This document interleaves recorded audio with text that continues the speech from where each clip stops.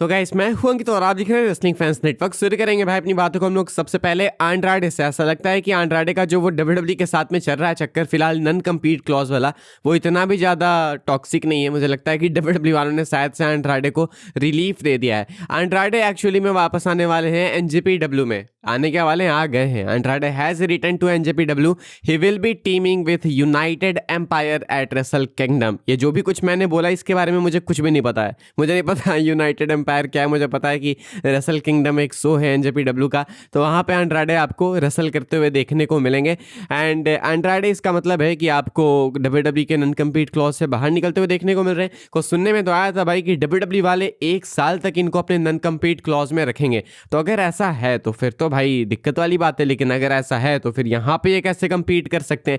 Confusion है। अब मैं वेट कर रहा हूँ भाई किसी ऐसी अपडेट का जो कि इस पूरे सीन को एक्सप्लेन करे मुझे। एंड जब करेगी तो मैं आपको बताऊंगा कि क्या है ये चक्कर, क्या नहीं है। फिलहाल मैं आपको इतना बता सकता हूँ कि जो आंड्राडे हैं वो फिलहाल अभी आपको एनजेपीडब्ल्यू में देखने को मिलेंगे। इसका मतलब कुछ हद तक वो फ्री हैं डब्ल्यूडब्ल्यूई से। आगे बढ़ते हैं भाई, हम लोग बात करते हैं अगली स्टोरी के बारे में जो कि डब्ल्यूडब्ल्यूई रॉ एंड स्मैकडाउन को लेकर। तो हमने अपडेट सुनी है कि डब्ल्यूडब्ल्यूई वाले फ्राइडे नाइट स्मैकडाउन पे अच्छा खासा फोकस देने वाले साल 2026 में। इन लोगों ने अनाउंस भी कर दिया कि साल 2026 से डब्ल्यूडब्ल्यूई स्मैकडाउन 3 घंटे के शोज वापस से प्रोड्यूस करने लगेगी। यानी कि डब्ल्यूडब्ल्यूई वाले 2026 से ऑल आउट जाने वाले हैं। अब ऐसे में स्मैकडाउन के लिए प्लान्स जो मल्टीपल किए जा रहे हैं डिस्कस, उसमें एक ये भी है कि मंडे नाइट रॉ के सुपरस्टार्स को वहां पे भेजा जाए।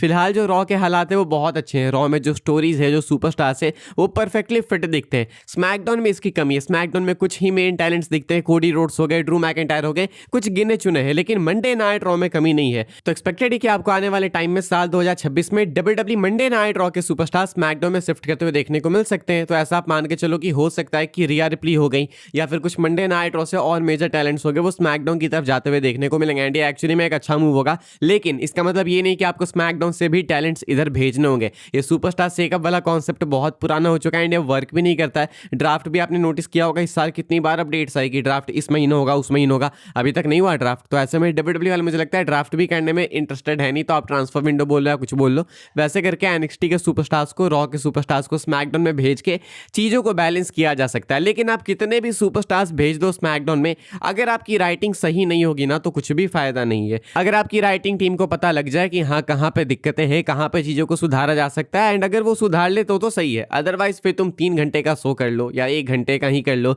या रोमन रेंस को ही लेके आ जाओ, बहुत ज्यादा बदलाव नहीं आएगा। रोमन के सेगमेंट के लिए लोग आ जाएंगे लेकिन उसके बाद टिकेंगे कैसे? मेन टिकाने वाली बात है।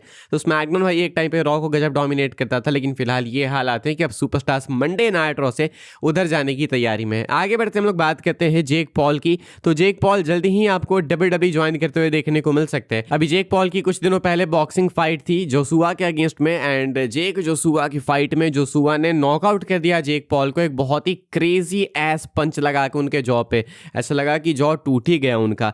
तो इनके फाइट में बेसिकली जेक पॉल नहीं जीत पाए एंड जोसुआ को विक्ट्री मिल गई। ऑल्सो उस दिन तो कुछ बहुत ही करिश्मा हो गया था भाई। एंड्रू टेट भी हार गया। चलो जोसुआ तो एक रियल फाइटर है, एंड्रू टेट तो पता नहीं किसी और से ही हार गए, किसी अजीब से फाइटर से ही। लेकिन जेक पॉल अब हार गए तो माना जा रहा है कि शायद वो अब डब्ल्यूडब्ल्यूई में ट्राई करेंगे। ऐसा नहीं कि वो बॉक्सिंग से रिटायर हो गए, हार के, हारने से क्या होता है, लेकिन रिटायर नहीं हुए, लेकिन स्टिल एक्सपेक्टेड है कि वो डब्ल्यूडब्ल्यूई में आपको देखने को मिल सकते हैं। इन्होंने एक कॉमेंट भी किया था जब तक रिवील नहीं किया गया था कि मिस्ट्री गाय कौन है। अब तो पता चल गया कि ऑस्टिन थ्योरी है, लेकिन जब तक रिवील नहीं किया गया था तो कुछ लोग जेक पॉल को भी स्पेक्यूलेट करे थे, बिकॉज विजन में लोगन पॉल है तो कुछ को लगा कि जेक पॉल भी होंगे। जेक पॉल ने इस चीज पर रिस्पॉन्ड करके कहा कि हो सकता है मैं जो डब्ल्यूडब्ल्यूई के साथ टॉक्स में हूं, हम लोग कुछ प्लान भी कर रहे हैं। तो अब तो हमें मालूम है कि ये नहीं है मिस्ट्री गाय, लेकिन अगर ये डब्ल्यूडब्ल्यूई के साथ बातों में थे एंड कुछ प्लान किया जा रहा है तो एक्चुअली में आ सकता है। एंड क्यों नहीं आ सकते हैं भाई? हमने पहले भी इनको देख के रखा है, लोगन पॉल के साथ में डब्ल्यूडब्ल्यूई में आ चुके हैं। हमें ये देखने को मिले थे रोमन रेंस लोगन पॉल के मैच के टाइम पे। उसके बाद आई डोंट थिंक रिंग में कभी आसपास देखने को मिले हैं, लेकिन आपको देखने को मिल सकते हैं। एंड अगर पॉल ब्रदर्स भाई कंपीट करते हैं टैग टीम बना के तो बहुत ही क्रेजी ड्रॉ करेंगे डब्ल्यूडब्ल्यूई के लिए। बिलीव मी, आप डब्ल्यूडब्ल्यूई में लोगन पॉल जेक पॉल का अगर मैच करा देते हो रेसलमेनिया में तो एक बिग मनी मैच होगा एंड फैंस को एक्चुअली में पसंद आएगा। एंड दोनों को भले कितना भी ट्रोल कर लिया जाए इंटरनेट पे, भले जेक पॉल को भी ट्रोल किया जा रहा है उनके हारने के लिए, लेकिन एक्चुअली में फाइटर तो है, बेटर तो है, मतलब नॉर्मल लोगों से तो काफी बेटर है when comes to combat sports and etc. Logan Paul भी खुद को काफी प्रूव कर चुके हैं। तो दोनों एथलीट्स एक्चुअली में सिर्फ यूट्यूबर्स नहीं बल्कि एक्चुअली में मुझे लगता है कि अच्छे फाइटर्स भी है। तो ऐसे में इन दोनों का मैच देखने में मजा भी आएगा। तो फिलहाल जेक पॉल एक्सपेक्टेड है कि हाँ कुछ टाइम बाद डब्ल्यूडब्ल्यूई के साथ अपने किसी प्रोजेक्ट को रिवील कर सकते हैं। ये आगे बढ़ते हैं भाई, हम लोग बात करते हैं अगली स्टोरी के बारे में जो कि सेथ रॉलिंस को लेके। तो पिछले वीडियो में मैंने आपको एक अपडेट बताई कि सेथ रॉलिंस को स्पॉट किया गया है उनके उनके नए अपीयरेंस में, जहाँ पे उनको देखा गया कि वो अपने दोनों हाथों को बहुत ही फ्रीली मूव कर रहे हैं। हमको मालूम है कि वो कुछ दिनों पहले स्लिंग में देखने को मिल रहे थे, अब उन्होंने स्लिंग भी हटा दी है एंड दोनों हाथ बहुत ही फ्रीली मूव कर रहे हैं। मीन्स की जो रिकवरी वो बहुत ही अच्छी हुई है। इनको लेके एक अपडेट मैं आपको बता देता हूँ। अब यहाँ से आज के बाद आप एक्सपेक्ट कर सकते हो कि सेथ रॉलिंस आपको देखने को मिलेंगे फरवरी एंड तक WWE में वापस आते हुए। मैक्सिमम यहाँ से बहुत ज़्यादा टाइम लगेगा, बहुत ज़्यादा टाइम लगेगा, तो फरवरी तक का लगेगा। अभी दिसंबर में भी 10 दिन बाकी हैं, 8 दिन 9 दिन बाकी है, जनवरी पूरा अपना बाकी है। तो आप सीधा या तो ये एक्सपेक्ट कर लो कि रंबल में ही आपको सेथ देखने को मिलेंगे। अगर रंबल में नहीं देखने को मिलेंगे तो उसके बाद आपको डेफिनेटली देखने को मिलेंगे। कहने का मतलब है कि रेसलमेनिया के कार्ड में आप लोग सेथ रॉलिंस को देखोगे, क्योंकि अब कोई सेंस बनता नहीं है इनको ड्रॉप करने का। मेनिया से पहले परफेक्टली फिट एंड फाइन हो जाएंगे। अभी तुम मान के चल लो कि 80 से 85% फिट एंड फाइन सेथ बिल्कुल हो चुके होंगे। जिस तरीके से वो मूव कर रहे थे उसके हिसाब से तो मैं आपको बिल्कुल एक गारंटी दे सकता हूं, मेनिया आते आते 100% से बेटर हो जाएंगे वो। तो इसलिए उनको ड्रॉप करने का कोई सेंस बनेगा नहीं। तो आप डेफिनेटली उनको एक्सपेक्ट कर सकते हो कि आपको रंबल में, यानी तो रंबल के जस्ट बाद देखने को मिल सकते हैं WWE में कमबैक करते हुए। एंड मोस्ट लाइकली वो ब्रेकर के अगेंस्ट जाएंगे। आगे बढ़ते हम लोग बात करते हैं अपनी आखिरी अपडेट के बारे में, जो कि स्ट्रीट WWE सुपरस्टार्स को लेकर। हमने देखा कि जो मास्क मैन थे अपने वो ऑस्टिन थ्योरी निकले एंड वो तो अनवील हो गए कि ठीक है थ्योरी है, लेकिन क्वेश्चन है कि क्या वो सिर्फ थ्योरी ही थे।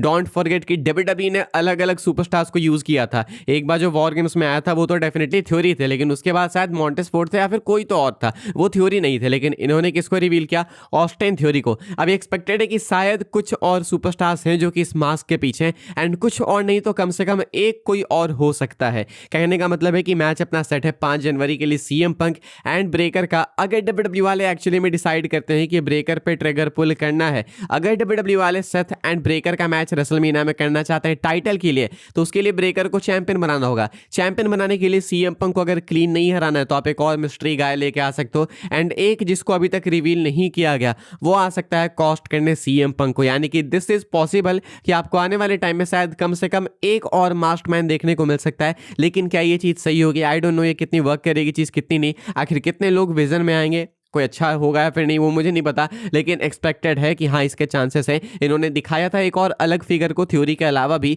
तो हो सकता है कि वो आपको मिसलीड करने के लिए दिखाओ, लेकिन चांसेस जितने हैं कि मिसलीड करने के लिए दिखाओ, उतने ही चांसेस हैं कि वो बाद में अनवील भी किया जाएगा। तो एक्सपेक्टेड है कि अगर होगा तो 5 जनवरी के मंडे नाइट रॉ के एपिसोड में आपको देखने को मिलेगा वो। फिलहाल भाई इस वाली वीडियो के लिए यही सारी अपडेट्स थी। आई होप आपको इन्फॉर्मेशन मिली हो तो वीडियो को लाइक कीजिएगा, शेयर कीजिएगा, सब्सक्राइब कीजिएगा चैनल को, ताकि आने वाले टाइम के अंदर आपको और भी सही WWE के अपडेट्स वगैरह सबसे पहले देखने को, जानने को मिलते रहे। फॉलो कर सकते हैं आप लोग मुझे इंस्टाग्राम एंड ट्विटर, लिंक आपको मिलेगा डिस्क्रिप्शन में। ज्वाइन कर सकते हैं व्हाट्सएप चैनल को, उसके भी लिंक डिस्क्रिप्शन में। मिलूंगा मैं आपसे अगली वीडियो में जल्दी ही, तब तक के लिए goodbye, thanks for watching.